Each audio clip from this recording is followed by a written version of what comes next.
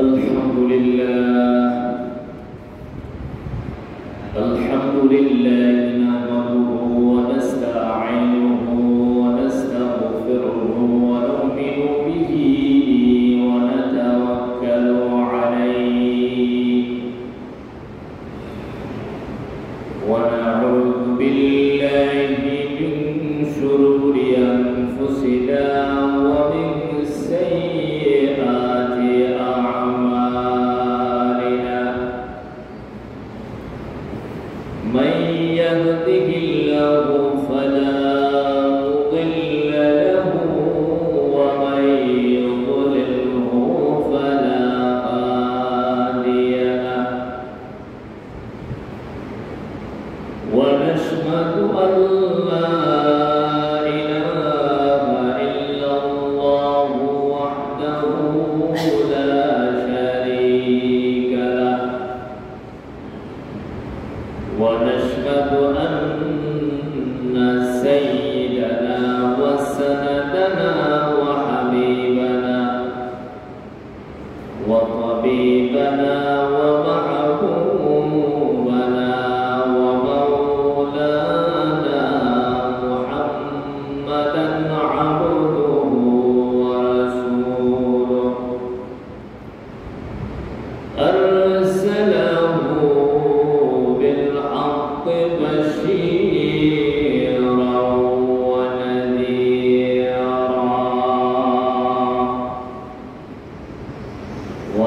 وداعيا إلى الله بإذنه وسراجا وقمرا منيرا أما بعد فقد قال الله تعالى في كلامه المجيد وفي فرقانه الحميد أعوذ بالله من الشيطان الرجيم بسم الله الرحمن الرحيم يا أيها الذين آمنوا إنما الخمر والميسر والأنصاب والأزلام رجز من عمل الشيطان فاجتنبوه لعلكم تفلحون إنما يريد الشيطان أن يوقع بينكم العداوة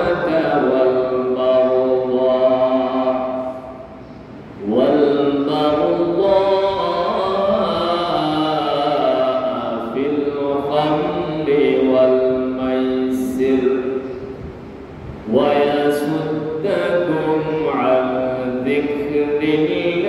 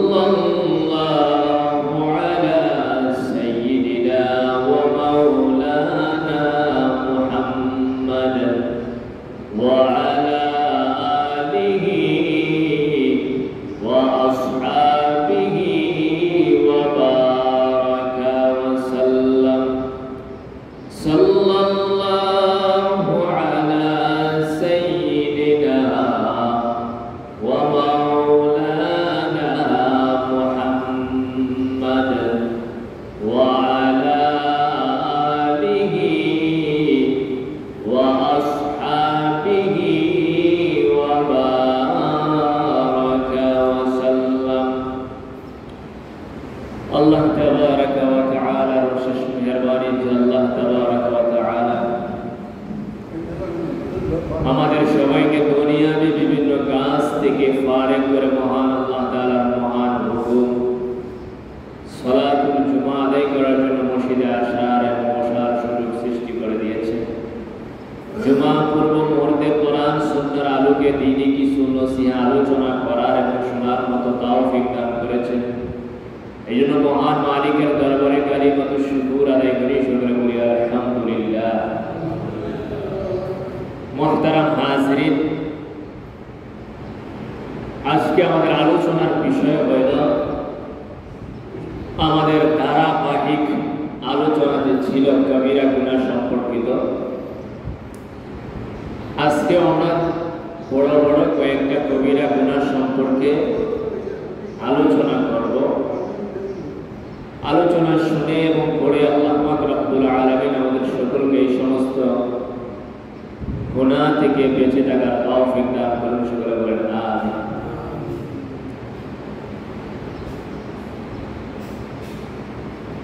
20 নম্বর পর্যন্ত কবিরা গুনাহর আলোচনা করা হয়েছে। 21তম কবিরা গুনাহ হইল জুয়া খেলা। 20 নম্বর ছিল 20 নম্বর কবিরা গুনাহের আলোচনা ছিল মাদক দ্রব্য সম্পর্কিত।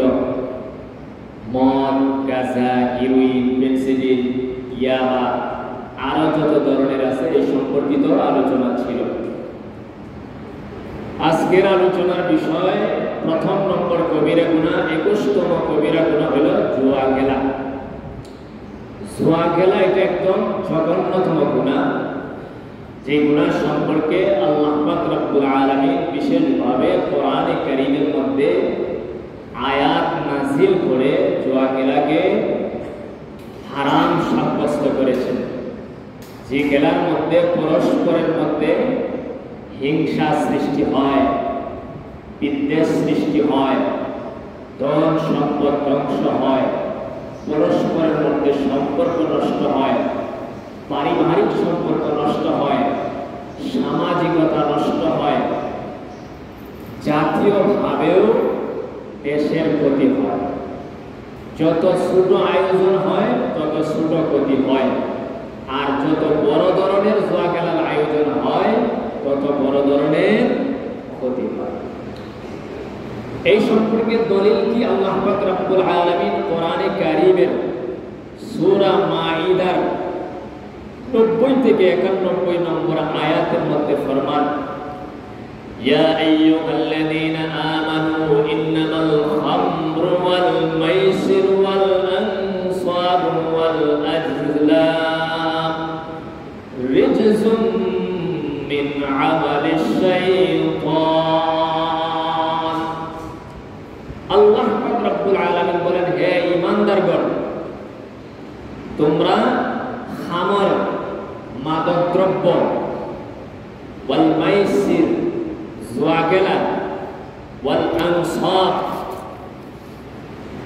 পূজার বস্তু, ওয়াল আজলাম ভাগ্য নির্ণায়ক তীর, রিজসুন এগুলা হইল নাফাক গর্হিত কাজ, মিন আমালিশ শাইতান শুধু নাফাক গর্হিত কাজ নয়, এই আমলগুলা হইল শয়তানের আমল।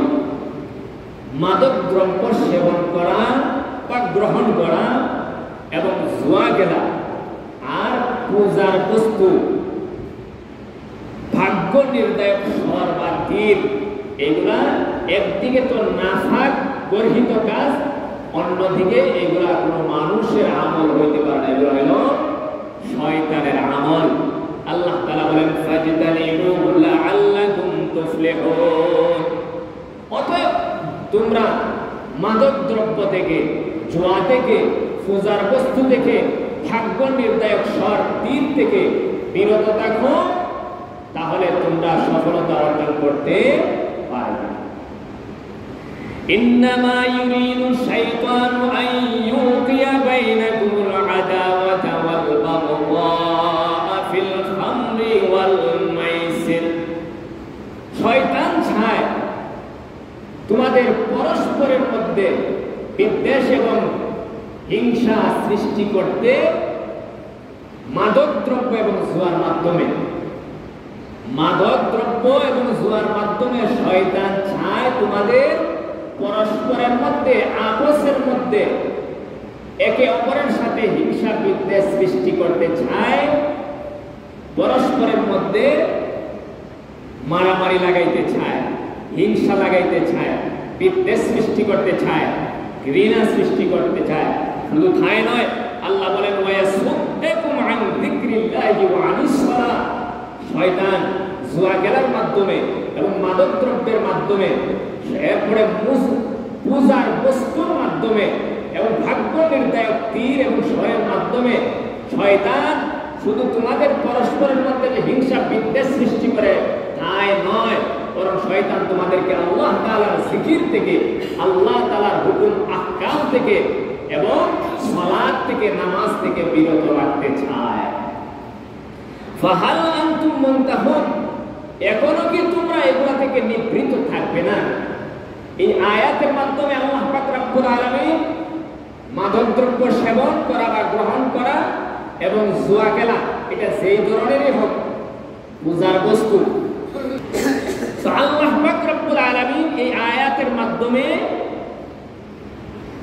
মাদকদ্রব্যকে হারাম করেছেন, জুয়া খেলাকে হারাম করেছেন, পূজার যে কোনো বস্তুকে হারাম সাব্যস্ত করেছেন, ভাগ্য নির্ধারক স্বর বা তীরকে হারাম সাব্যস্ত করেছেন।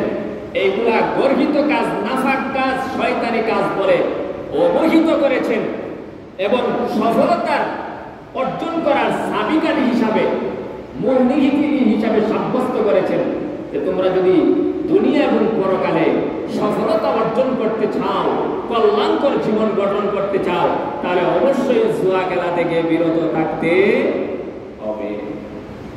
জুয়া খেলা থেকে কি থাকতে হবে? বিরত থাকতে হবে। লাস্টে একদম আয়াতের শেষাংশে আল্লাহ তাআলা ধমক দিয়েছেন, ফাহাল আনতুম মুনতাহুন, এখনো কি তোমাদের সময় হয় নাই এগুলা থেকে বিরত থাকার? তোমার কি বয়স কম হয়েছে? 20 বছর থেকে খেলা শুরু করছিলা টেরে টাক্কা, এখন তোমার বয়স 30, 35, 40, 45, 50, 60 তো বয়স হয়ে গেছে, 80 বছর হয়ে গেছে। এরপরও 4 জন স্কুলের সামনে, আর মুর্তা গাছের তলে, আর কদম গাছের নিচে, আর ইট পাট্টার বসিয়া, রাস্তার বসিয়া টেরে টাক্কা শুরু করে দিছ। ফাহাল আনতুম মুনতাহুন, এখনো কি তোমার সময় হয় নাই? এখনো দিকে আল্লাহর দিকে ফিরে আসার তোমার সময় হয় নাই? এখনো কি তোমার আকল হয় নাই? আল্লাহ ধমক দিয়েছেন, সময় হয়ে গেছে, ফিরে আসো, ফিরে আসো, আমার দিকে আসতেই হবে। আল্লাহর দিকে না ফিরে আসার উপায় আছে? হয়তো তুমি ভালো হইয়া ফিরে আসো আল্লাহ তাআলার কাছে, নয়তো খারাপ হইয়াও তোমার মনে চায় না, এরপরও আল্লাহর দিকে আসতেই হবে, এটা বাধ্য। এই জন্য আল্লাহ তাআলা আয়াতের শেষে ধমক দিয়েছেন, ফাহাল আনতুম মুনতাহুন, এখনো কি এগুলা থেকে নিবৃত্ত হবে না? এখনো কি ফিরে আসবে না? মুহতারাম হাজিরিন, এই জুয়া খেলার অনেক প্রকার আছে। এটা বয়ান কইরা আর লেখাপড়া কইরা, কিতাবাদি কইরা এই জুয়া খেলার তো কত প্রকার, কত স্টাইল, কত ধরনের, কত পদ্ধতি আছে, শেষ করা সম্ভব নয়। কারণ যত দিন যায় ততই আধুনিক পদ্ধতিতে আবিষ্কার হয়, এটা শেষ হইত না। এটা ওই দুনিয়া সৃষ্টি হওয়ার আগ পর থেকে যে শুরু হয়েছিল, বিশেষ করে ইসলামের প্রাথমিক যুগ, জাহিলিয়াতের যুগ, ইসলামের যুগের আগে থেকেও, প্রাথমিক যুগ নয়, ইসলামের শুরু হওয়ার আগে থেকে যে জুয়া খেলা শুরু হয়েছিল, অদ্যাবধি চলতেছে, কিয়ামত পর্যন্ত চলবে। আর নিত্য নতুন জুয়া খেলা আবিষ্কার হবে। তাহলে কিতাব লিখে মানুষের শেষ করতে পারবো? ওয়াজ করেও শেষ করা যাইত না। তাহলে আমাদের সমাজে প্রসিদ্ধ, অতি প্রসিদ্ধ কিছু গর্হিত জুয়া খেলা, হারাম খেলা। জুয়া খেলা হালাল না হারাম? হারাম। হারাম রে যে হারাম মনে করে না, এটা হলো কুফরি, তার ইমানই থাকতো না, তার ইমান থাকবে না। এর যতই তার নাম ইসলামউদ্দিন হোক, আর তার বাপের নাম কুতুবউদ্দিন হোক, আর তার দাদার নাম রহিমউদ্দিন হোক, কাম হবে। দিন নাম রাখলে কি দিন হয় না? দিন পালন করতে হয়। দিন কি করতে হয়? দিন পালন করতে হয়। মুহতারাম হাজিরিন, এখন আসেন জুয়া খেলার কিছু পদ্ধতি সম্পর্কে আমরা আলোচনা করি। জুয়া খেলার কিছু পদ্ধতি। 1 নম্বর পদ্ধতি হলো লটারি বা ভাগ্য নির্ধারণ পরীক্ষা। ভাগ্য নির্ধারণ পরীক্ষা, লটারির মাধ্যমে ভাগ্য নির্ধারণ। লাগলে লাগছে, না লাগলে নাই, আছে না নাই? লটারি বা ভাগ্য নির্ধারণ পরীক্ষা। অর্থের বিনিময়ে কোন সংস্থা বা সংগঠনের প্রাইজ বন্ড ক্রয় করে বেশি অথবা সমপরিমাণ, কম অথবা একেবারেই না পাওয়া। এটা হলো জুয়া খেলার একটা পদ্ধতি। বিশেষ করে শহরে যারা যান দেখবেন কোটি টাকার লটারির টিকিট বেচে 10 টাকা দিয়া, বেচে না? বেচে না?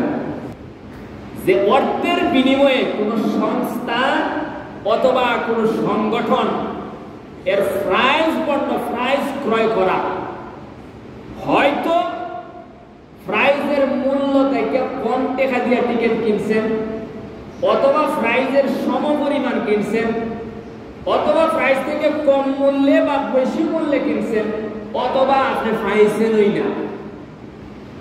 এরকম টিকিট আছে না নাই? 10 টাকা টিকিট কিনছি, মিলে গেছে 10-12টা কোট, লাস্টে যায় দেখা যায় এটার মধ্যে আসছিল 9, এটার মধ্যে দেখা যায় 8। আরে গেছে 1 কোটি টাকা না, আছে না নাই? এইটা, এই অর্থটা অনেক সময় দেখা যায় ভালো কাজে ব্যবহার হয়। যেমন ওই হাসপাতালের নামে ভালো কাজে ব্যবহার হয়, গরিব গুরাবাদের মধ্যে ব্যবহার হয়। এই অর্থ ভালো কাজে ব্যবহার হোক বা খারাপ কাজে ব্যবহার হোক, ব্যক্তিগত কাজে ব্যবহার হোক, অবস্থায় এরকম লটারি হারাম। এরকম লটারি কি হারাম? আপনি ফাউকা অথবা না ফাউকা, কম হোক অথবা বেশি হোক, সর্বাবস্থায় কি হারাম। কারণ সওয়াব পাইতে হইলে কোরআন হাদিসের দৃষ্টিতে সহি শুদ্ধ হতে হবে। সওয়াবের সম্পর্ক হইল কোরআনের সাথে, নবীর তরিকার সাথে।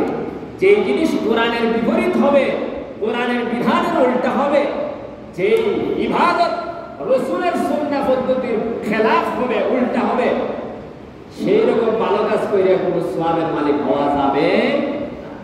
এই জন্য এটা হলো জুয়া খেলার 1 নম্বর পদ্ধতি। এটা হালাল না হারাম? এটা বড় সংস্থা বা সংগঠনের মাধ্যমে হোক অথবা গ্রাম পর্যায়ে হোক। চকলেট দিয়ে শুরু থাকতে দেখতাম লটারি দিত, চকলেটের বইয়া, নারিকেল কত টাকা নদল করে 5 টাকা করে টিকিট, নাম দেও, নাম দিছে খালা গাবি, একটু করে করে নাম বাজি যায় খালা গাবি, পাইলিছে নারিকেল একটা সোন পাপড়ি আছিল আগে।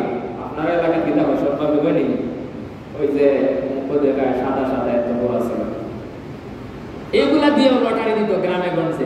ছোট থাকতে দেখছি এই সবগুলাই খারাপ, এই সবগুলাই কি? 2 নম্বর পদ্ধতি, জাহিলি যুগে 10 জন মিলে একত্রে একটা উট ক্রয় করত। 10 জনে মিলে সমমূল্য দিয়া, 10 জনে 1000 10,000 টাকা দিয়া একটা উট কিনে নিয়ে আসত এবং লটারির মাধ্যমে 7 জনে নিত এবং বাকি 3 জনকে কিছুই দিত না। এখন একটু বাইঙ্গে হল 1000 করে টাকা দিছে 10 জনে মিলে, হইল কত? 10,000। উট তো আমরা দেশ নাই, আমরা এটা বদলাইয়া হই গরু। 10,000 টাকা দিয়ে একটা গরু কিনে নিয়ে এসে টুকের বাজার থেকে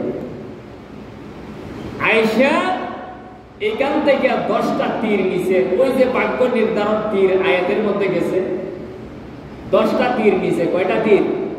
10টা তীর। 7টা তীরের মধ্যে ওই গোশত জবাই করার পরে, গরু জবাই করার পরে 7 ভাগ করছে, 3 ভাগ করে নাই। গরু কিনছিল কত জনে? 10 জনে। টাকা সমান দিছিল কিনা? সমান দিছিল। ভাগ করছে কয়টা? 7টা। কইরা তীর নিছে কয়টা? 10টা। 10 জনের নামে 10টা তীর লেখছে। 7 জনের নামে 7টা গোশতের ভাগে যে 7 ভাগ করছে, এক এক ভাগ লেখছে।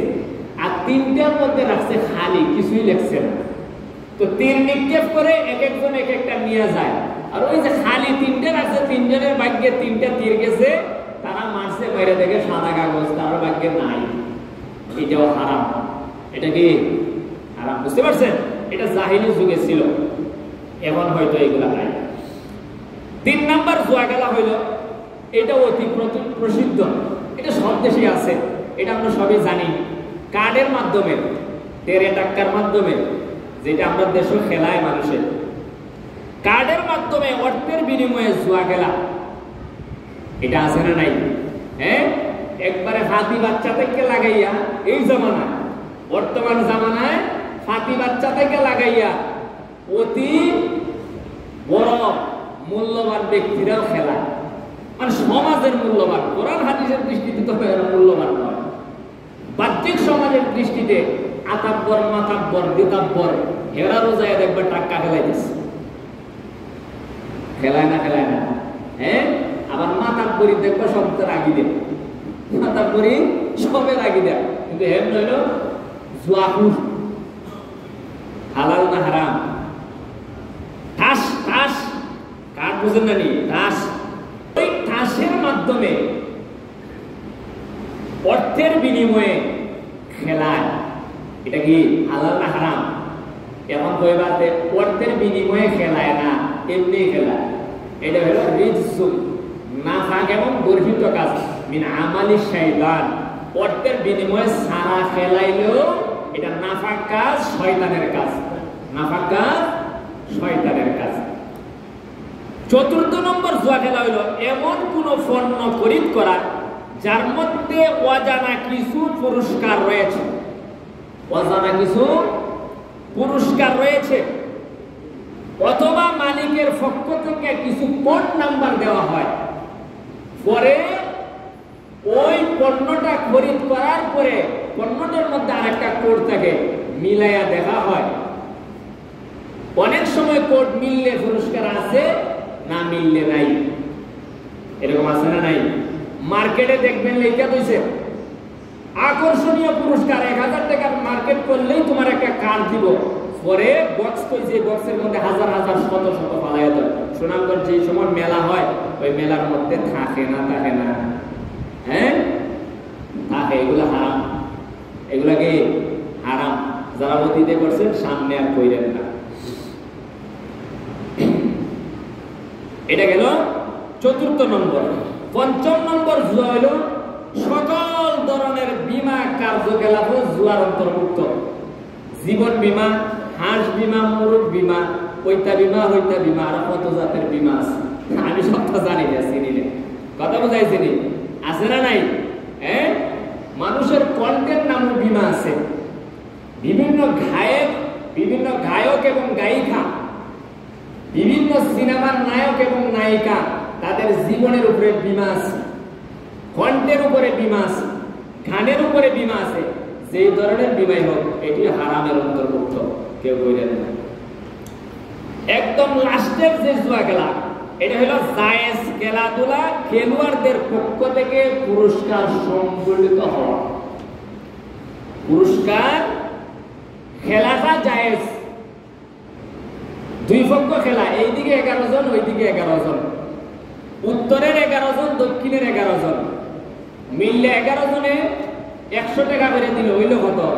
1100। 2 দলে মিললে হইল 2200। পুরস্কার নিয়ে আইছে ছাগল একটা 2200 টাকা দিয়া, যে যারাই গোল 2টা দিবা ছাগল নিবা। হারাম। বাহারে সবটা তো বিপদ দেখা যায়, হুজুরে কি ওয়াজ লাগাইছে, এটাও কি হারাম। হ্যাঁ, জায়েজ খেলাধুলা, পুরস্কারটা যদি তৃতীয় পক্ষ থেকে হয়, খেলোয়াড়দের পক্ষ থেকে না, তৃতীয় পক্ষ থেকে হইলে কোনো সমস্যা নাই, এটা জুয়ার অন্তর্ভুক্ত না। উত্তরাটির 11 জন, দক্ষিণাটির 11 জন, 22 জনে খেলছে, পুরস্কার দিলে যে ইমাম সাহেব, আবার আমার কাছে আইও না পুরস্কার দেওয়া লাগে, আমি দিতাম না, বুঝাইবার লাগে ইমাম সাহেব পুরস্কার দিলাইছে মাঝখান থেকে, এটা কোনো সমস্যা নাই। এটা হলো খেলাটা যদি জায়েজ হয়। আর না জায়েজ খেলা, এটা জুয়া হোক অথবা আনা জুয়া হোক, এটা সর্ব অবস্থায় না জায়েজ। কথা বুঝছেন? যে খেলা না জায়েজ, এটা টাকার মাধ্যমে হোক অথবা আনা মাধ্যমে হোক, সর্ব অবস্থা না জায়েজ। কিন্তু যে খেলা জায়েজ এটার পুরস্কার যদি থাকে তৃতীয় পক্ষ থেকে তাহলে কোনো সমস্যা নাই, আর যদি খেলোয়াড়দের পক্ষ থেকে থাকে তাহলে হারাম, জায়েজ নাই। তাহলে খেলাধুলার সুযোগ আছে না নাই? আছে। পুরস্কারটা থাকতে হইব তৃতীয় পক্ষ থেকে। খেলবা স্পন্সর লই আইবা দেশের কাছ থেকে, বলাও আমরা একটা পুরস্কার, একটা মুরগি আমরা তো খেলাইতাম, আনন্দ ফুর্তি করতাম। হ্যাঁ, হাঁটু ডাইকে খেলাইলে নামাজের টাইমে নামাজ পড়লে কোনো সমস্যা নাই। কোরাতুল কাদাম রিয়াজাতুস শাবাব, ফুটবল খেলা হলো যৌবনের বিয়া। শর্ত আছে, শর্ত আছে না নাই? শর্ত আছে। নামাজের টাইমে নামাজ পড়তে হইব, পুরস্কার খেলোয়াড়দের পক্ষ থেকে থাকতে হইতে পারতো না। হ্যাঁ, ফরজ তরক করা যাইত না। এটা হাঁটু দাগের মাধ্যমে হোক আর নামাজ তরক করার মাধ্যমে হোক, যেভাবে হোক শর্ত ঠিক লাগলে জায়েজ আছে, কোনো সমস্যা নেই। এই গেল জুয়া খেলা। 22 নাম্বার কবিরা গুনাহ হইল কোন সতী সাধী নারীকে, কোন সতী সাধী মুমিনা নারীকে বেবিচারের অপবাদ দেওয়া।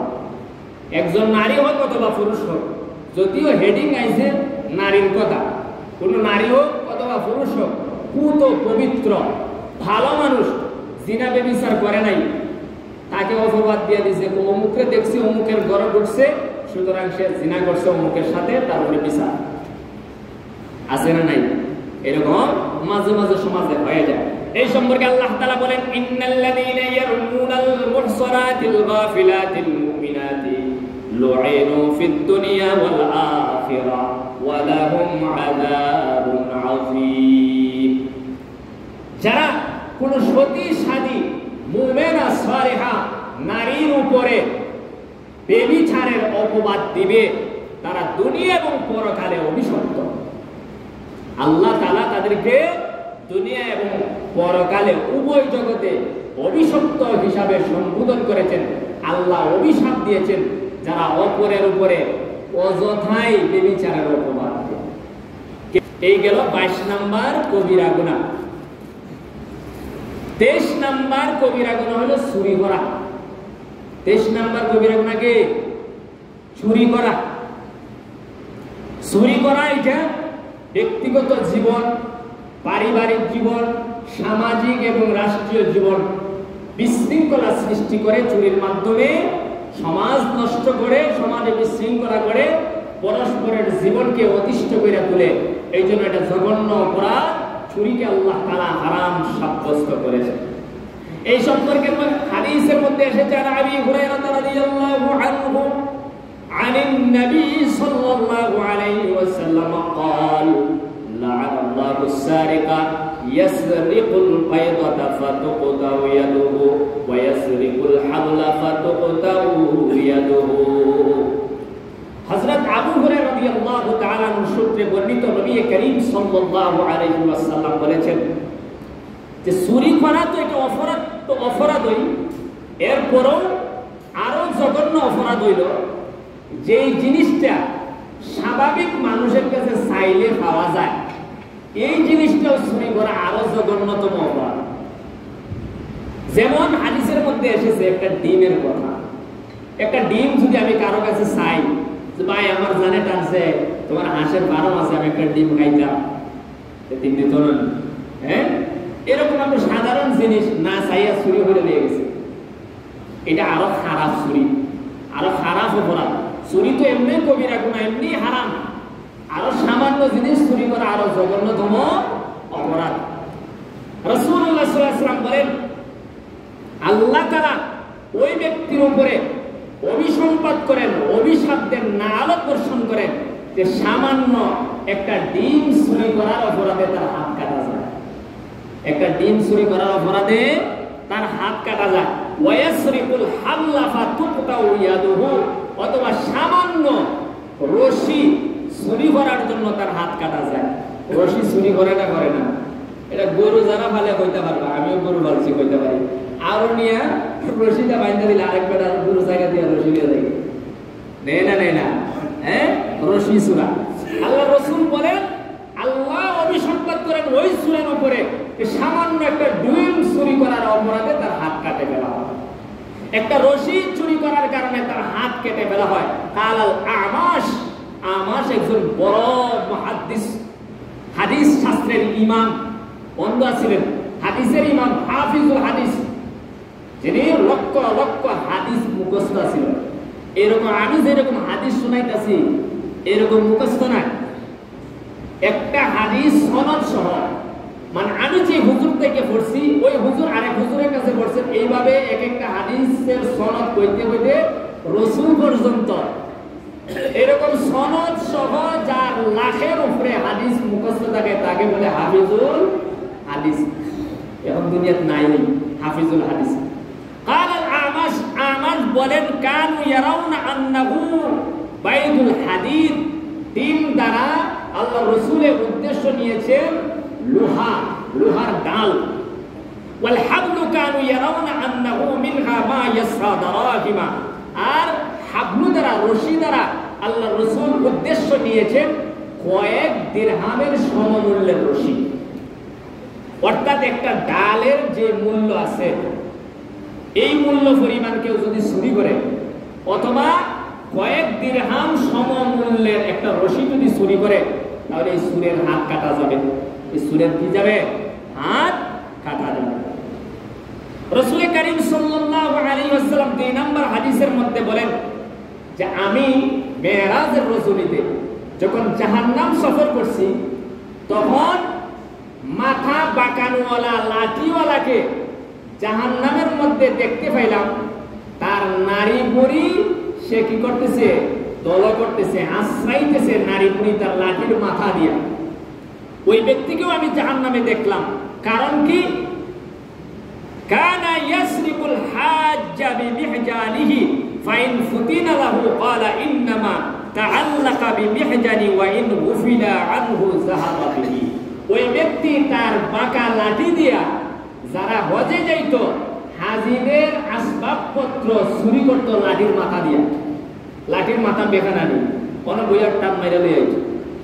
যখন তা ধরা খাইতো দেখতো তখন সে বলতো আরে না তোমার গাঠটি এগুলো আমার লাঠির মাথা লাগিয়ে গেছে, আসলে আমি চুরি করছি না, লাঠিটা টানতে আনতে গিয়ে লাগিয়ে গেছে।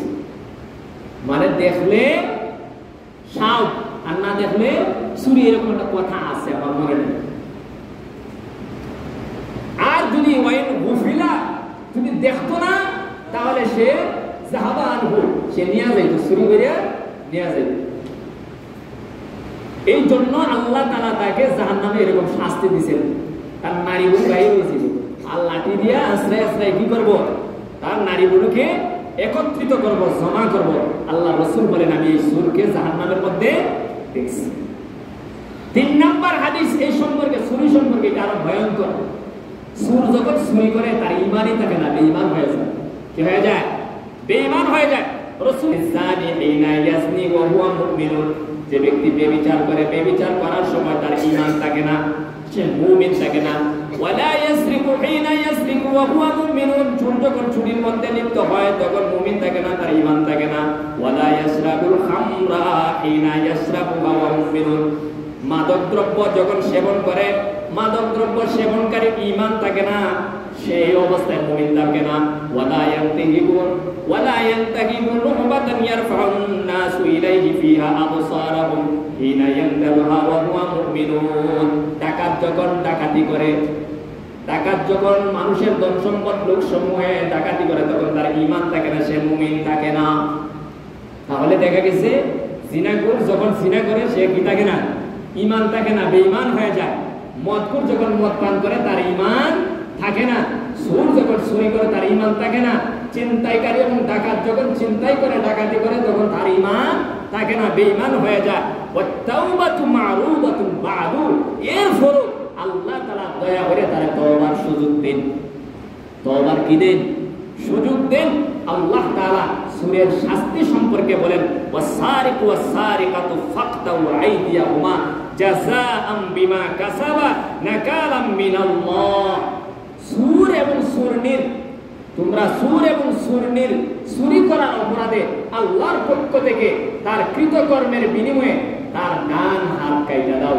এজন্য ফুকাহায়ে কেরাম মাসালা দিয়েছেন, ফতোয়া দিয়েছেন, সূর যখন প্রথম চুরি করবে তখন তার ডান হাত কাটা যাবে, কবজা দেবে। দ্বিতীয়বার যখন চুরি করবে তখন তার বাম হাত কাটা যাবে কবজা থেকে। তৃতীয়বার যখন চুরি করবে ডান পাও তার কাটা যাবে। চতুর্থবার যখন চুরি করবে তার বাম পাও কাটা যাবে। এরকম বিচার যদি আমরা দেশ থাকতো তাহলে সুর থাকতো দেশ। এলাকার যদি মাশাআল্লাহ হুজুরে হাতিয়ে দিন নি আপনারা এলা যদি হেরা মাইড আমার খরচ হুজুরা ওয়াজ যাইলে খরচ নেই না নি আমিও বিচারও গেছি আমার খরচ দিছে হাত খরচ বিশাল মুক্তিশাল। এরকম সূরা বিচারক আছে না নাই? আল্লাহ তাআলা এদের থেকে আমাদেরকে এবং আমাদের সমাজকে হেফাজত করুন। যে কয়টা কবিরা গুনাহ আলোচনা করলাম আল্লাহ পাক রব্বুল আলামিন আমাদেরকে এরকম জঘন্যতম কবিরা গুনাহ থেকে আমাদেরকে আমাদের মুসলিম সমাজকে হেফাজত করুন। সকলে বলেন আমিন। ওয়া আখির দাওয়ানা আলহামদুলিল্লাহি রাব্বিল আলামিন। যারা সুন্নাত পড়ছেন কাতার সোজা করে সুন্নাত পড়েন।